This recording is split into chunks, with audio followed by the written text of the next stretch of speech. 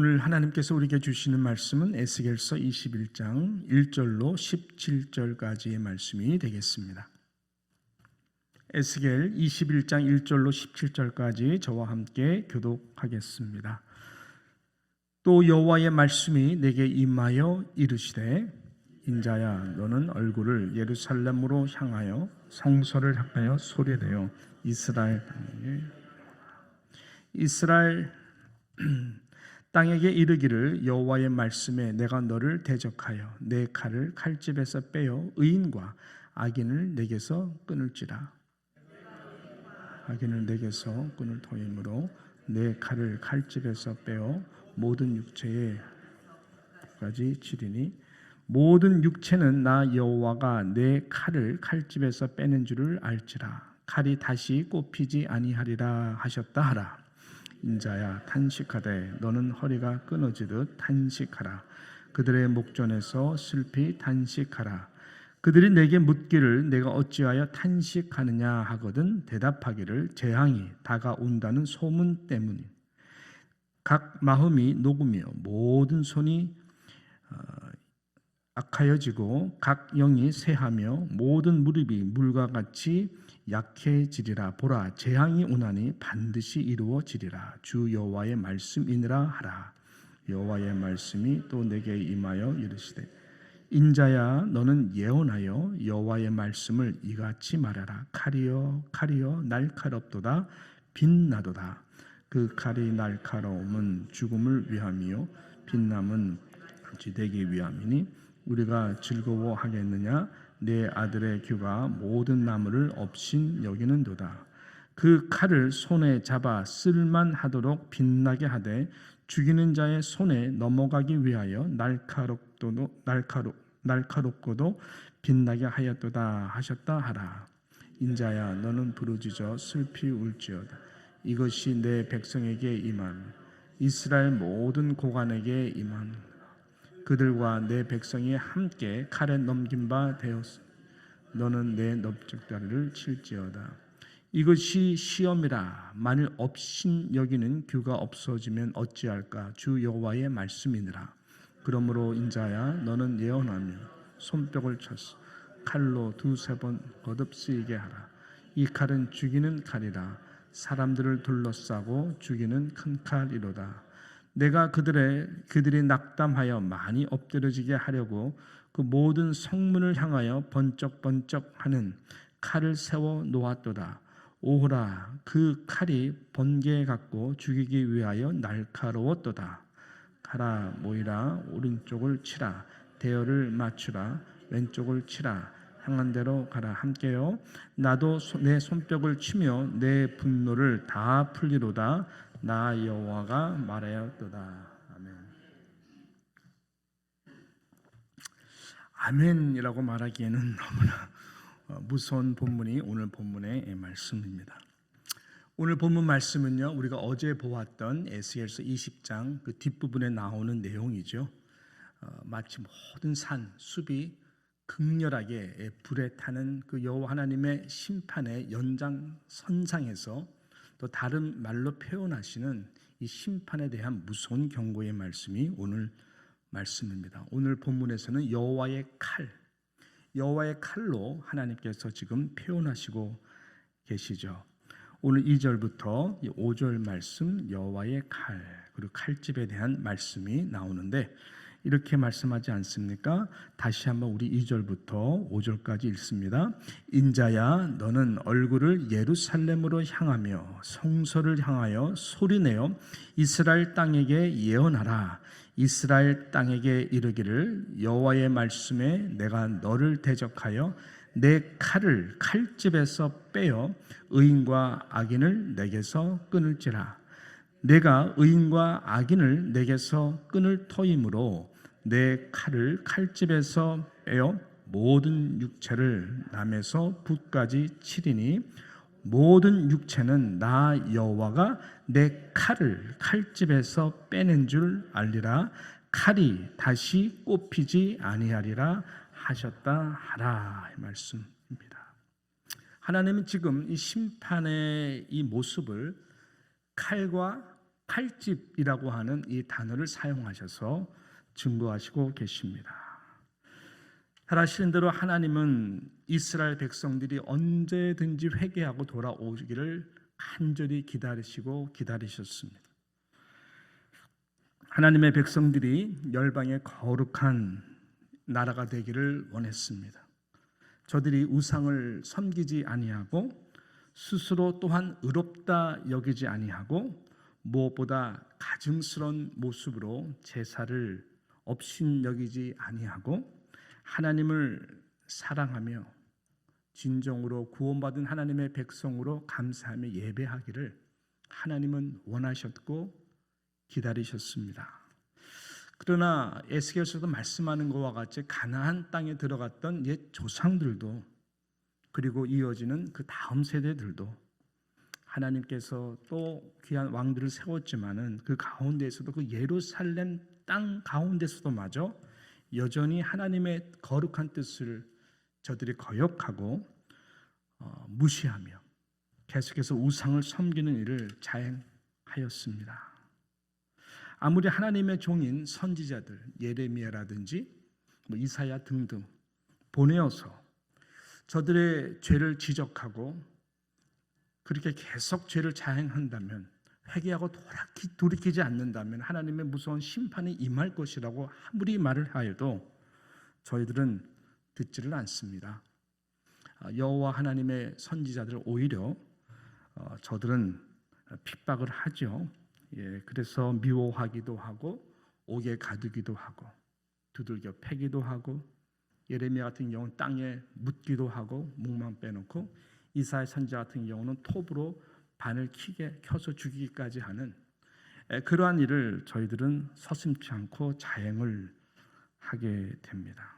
여러분 이 상태는 그래도 아직 여호와의 칼이 칼집에 있는 상태입니다. 하나님은 쉽게 그 칼을 칼집에서 빼지를 않습니다.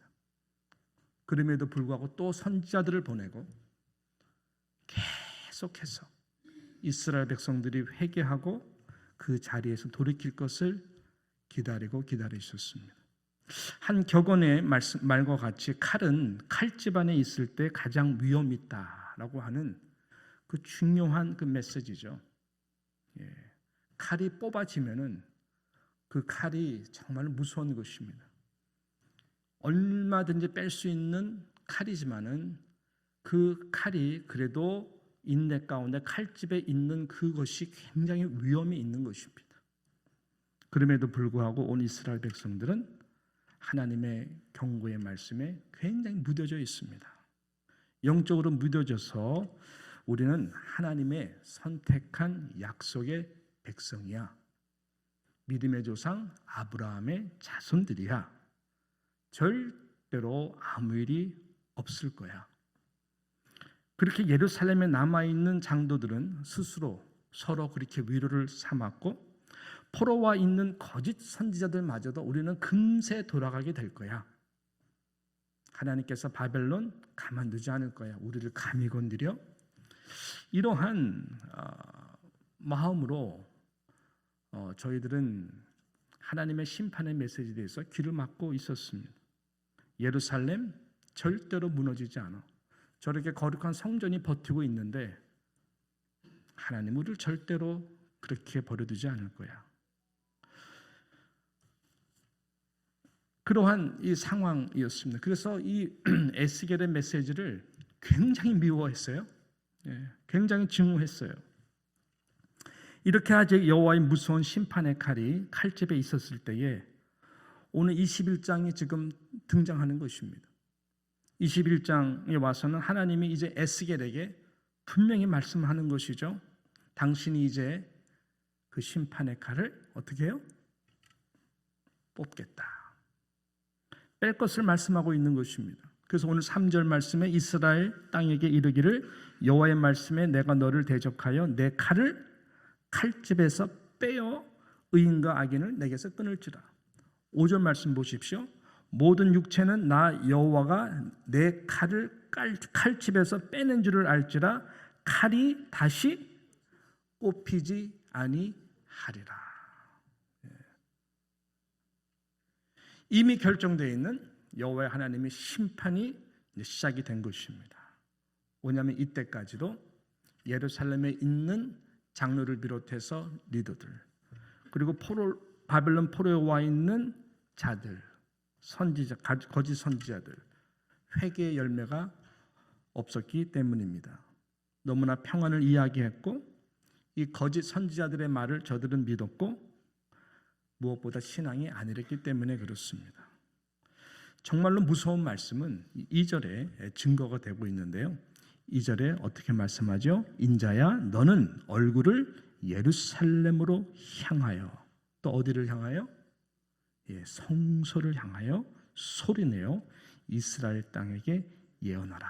이 말씀이 굉장히 무서운 말씀입니다. 왜냐하면 예루살렘뿐만 아니라 예루살렘의 그 거룩한 도성이 되도록 하는 그 중심이 성소거든요.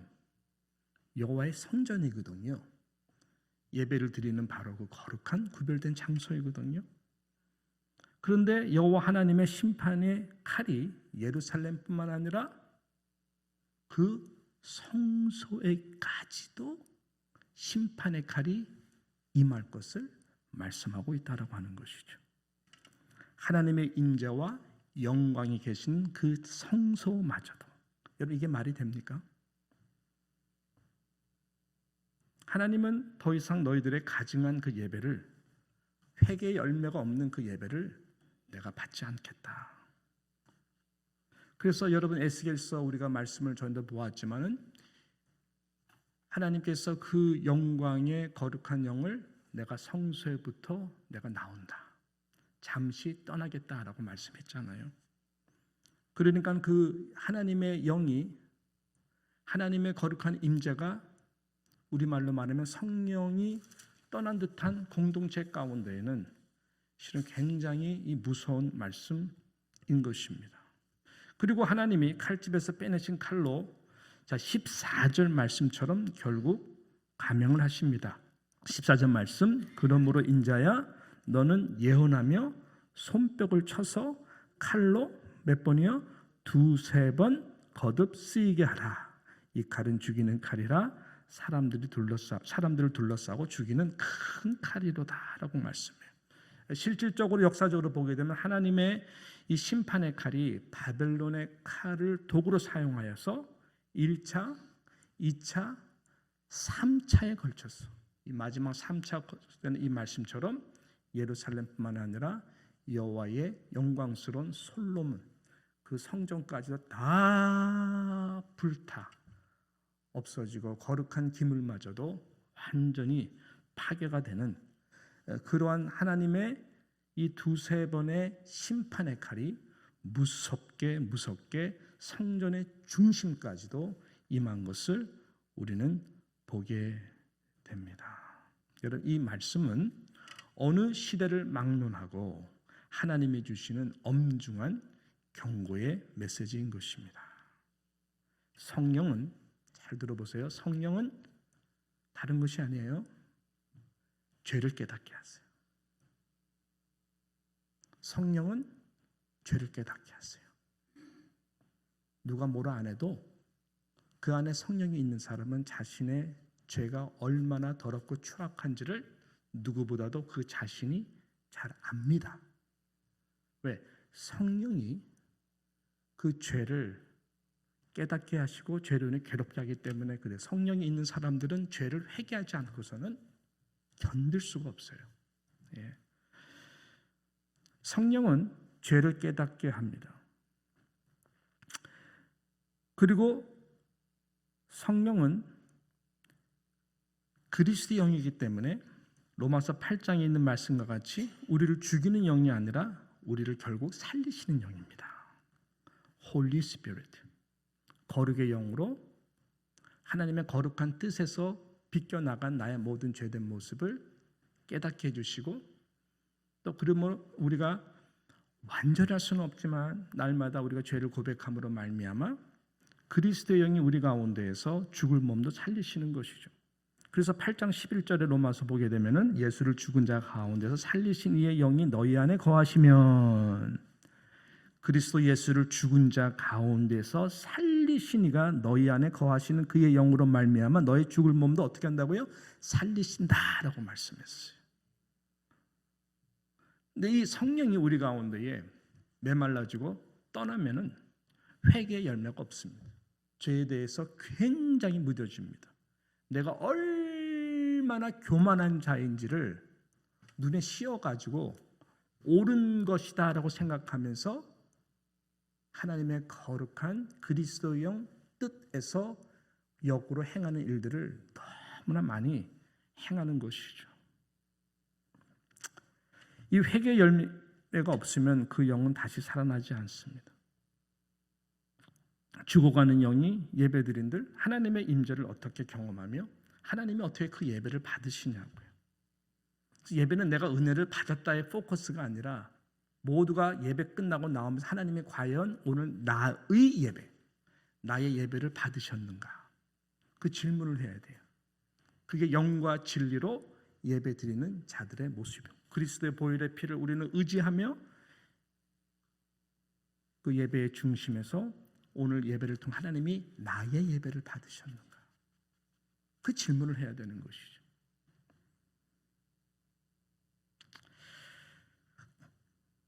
이 영이 없으면 그 마음속에 늘 시험이 있어요. 시험으로 인해 미움이 있어요. 예배를 드린들 형식만 남는 것입니다. 그래서 우리에게는 이 성령의 영으로 나를 돌이켜 나를 살려주시옵소서, 다시 살려주시옵소서라고 하는 돌이킬 수 있는 회개의 영을 오늘도 구하시는 저와 여러분이 되시기를 축복하는 것입니다. 그래야 하나님의 심판의 칼날을 우리는 피할 수가 있습니다. 소망의 메시지는 하나님의 심판의 칼에는요, 그 예리한 칼로 우리를 죽이시는 것이 아니라 우리 죽이는 것은 우리의 육신의 몸을, 육신의 생각을 죽이는 것이지 우리의 영은 오히려 살리기 위한 것이다 라고 하는 것입니다. 그래서 하나님의 심판에는 하나님의 구원의 역사가 항상 같이 갑니다. 십자가가 바로 그런 것이죠. 모든 죄로 인해서 십자가는 심판의 자리에 주님께서 가신 거거든요. 근데 그 자리가 그것을 끝난 것입니까? 아니죠. 구원의 역사가 바로 그 시간부터 시작된 것처럼 하나님의 심판에는 공의가 있지만은 하나님의 심판은 또한 하나님의 구원의 은혜와 사랑이 함께 가는 것입니다. 그래서 이것이 하나님이 우리에게 주시는 귀한 말씀인 것이죠. 한 예를 들도록 하겠습니다. 심판의 죽음에서 나의 인생이 여기서 다 끝나는구나. 그 절체절명의 그 상황 가운데서 그 죽음에서 부활을 체험하고 예수의 그 부활의 은혜를, 능력을 글로 평생 표현한 변화된 작가가 있죠. 그 유명한 러시아 대문호 여러분 도스토옙스키가 바로 그런 사람이었습니다. 원래 그의 할아버지는 목사였고 어머니는 독실한 기독교 신자였습니다. 아들을 위해서 진짜 기도를 많이 했죠. 그는 완전히 공산주의, 특별히 사회주의 사상에 완전히 빠져서 이 기독교의 정신과 반대되는 인생을 젊은 날에 의기투합한 그 친구들과 함께 살았어요. 그러다가 황제의 반역죄로 총살형을 그가 언도를 받게 되고 정확하게 1849년 12월 22일 아침에 사형대에 오르게 됩니다. 유명한 사건이죠. 그에게는 마지막 5분이라고 하는 시간이 주어졌습니다. 5분의 시간을 줬습니다. 그리고 5분 후에는 이제 사형의 총살로 인해서 이슬로 사라질 수밖에 없는 그 마지막 5분의 시간이었습니다. 그의 특별히 백치라고 하는 그의 책을 보게 되면은 그때 그 상황을 그대로 표현을 했는데 이렇게 말을 합니다. 처음 이분은 함께 혁명에 가담해서 죽는 동료들과 인사를 나누었습니다. 옆에 있는 친구들과 함께 인사를 나눈 것이죠. 나머지 이분은 신앙의 양심이 다시 살아납니다. 하나님께 지난 날을 돌아보며 자기가 잘못했던 것, 회개를 하고 하나님이 하나님됨을 믿고 감사의 기도를 드렸다고 합니다. 나머지 1분 하늘의 햇살을 보며 눈에서 한없는 눈물이 떨어짐을 느끼며 차가운 바람을 느끼며 그는 갑자기 살고 싶다는 생각이 들었다고 합니다. 이 땅에서 저 햇빛, 저 푸른 하늘을 한 번 더 보고 싶다는 생각이 그의 가슴 가운데에 일어난 것이죠. 하나님, 저에게 기회를 주신다면 1분을 1년처럼 살고 싶습니다. 그렇게 하늘을 향해 기도드리는 순간 아시다시피 사형 집행을 멈추라는 니콜라스 황제의 칙명이 도착함으로써 그는 구사일생으로 살아나게 되죠. 바로 그 다음 날 형에게 이렇게 편지를 썼다고 합니다. 이제 비로소 산다는 것이 얼마나 거대한 은총인지를 깨닫게 되었다. 그리고 그 유명한 말을 하는데 인생은 5분의 연속입니다. 죽음의 심판의 순간 그의 영혼이 살아나게 된 것이죠.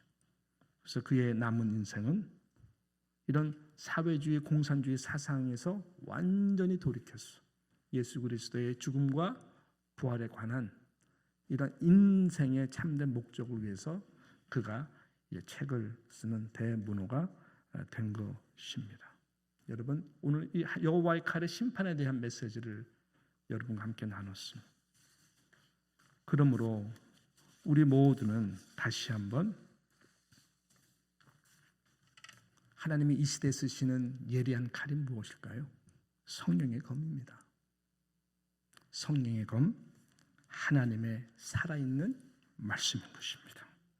그래서 히브리 4장 12절에 하나님의 말씀은 살아있고 활력이 있어 좌우의 날쌘 어떤 검보다도 예리하여 혼과 영과 관절과 골수를 찔러 쪼개기까지 하며 또 마음의 생각과 뜻을 판단하나니라고 말씀했어요.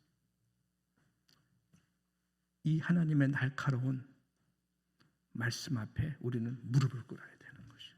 말씀을 증거하는 저나 이 말씀을 듣는 사랑하는 뉴욕 장로교의 모든 성도들이 이 말씀 앞에 무릎을 꿇어야 됩니다. 그래야 여호와 하나님의 말씀으로 인한 그 무서운 심판의 날을 우리는 피하게 될 것입니다.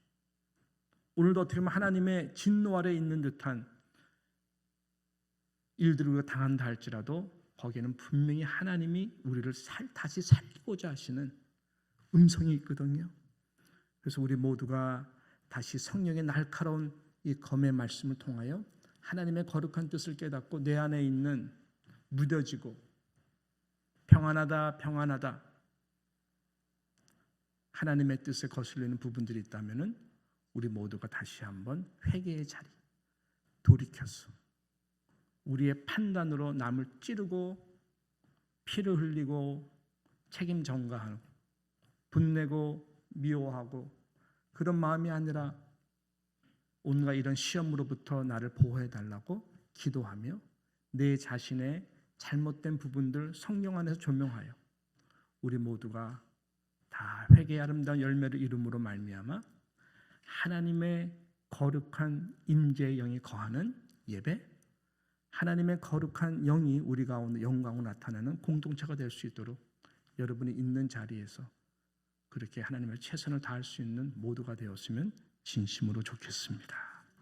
그럴 때에 하나님께서 우리 교회를 통하여 큰 은혜를 베풀어 주실 줄로 믿습니다. 그런 기도를 오늘도 함께 드리고 내일 주일 예배 자리에 나갈 수 있는 우리 모두가 되기를 주님의 이름으로 축원합니다.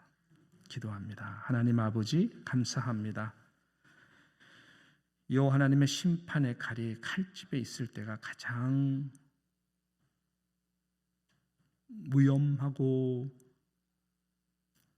우리들에게 주시는 하나님의 인내와 사랑 앞에 우리 모두가 떨 수 있는 그 은혜를 허락하여 주시옵소서.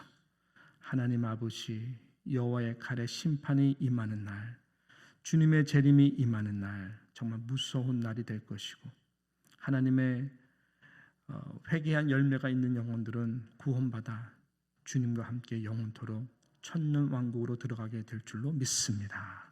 아버지 하나님, 이 심판의 경고의 말씀 앞에 떨 수 있는 우리의 심령을 주시고, 우리 모두가 날카로운 하나님의 말씀의 검 앞에, 성령의 검 앞에 내 자신을 찌르고 잘못된 하나님 부분들을 잘라내고, 무엇보다 하나님 앞에 신령과 진정으로 예배드릴 수 있는 예배자가 되어 하나님께 영광이 되고 우리 교회 부흥의 불쏘시개가 내가 먼저 될 수 있도록 큰 은혜를 내려 주시옵소서. 하나님께 모든 것 의탁합니다. 맡겨드립니다. 우리 가운데 시험에 빠져 있는 자들이 있습니까? 하나님 아버지 은혜를 내려 주셔서 아버지 겸손한 영 주시고, 우리가 남을 지적하기보다 하나님 내 자신의 잘못된 부분들을 먼저 볼 수 있는 성령의 놀라운 은혜와 역사가 열매가 나타날 수 있도록 우리 모두를 불쌍히 여겨 주시옵소서. 의탁하오며 예수님의 이름으로 기도드리옵나이다. 아멘.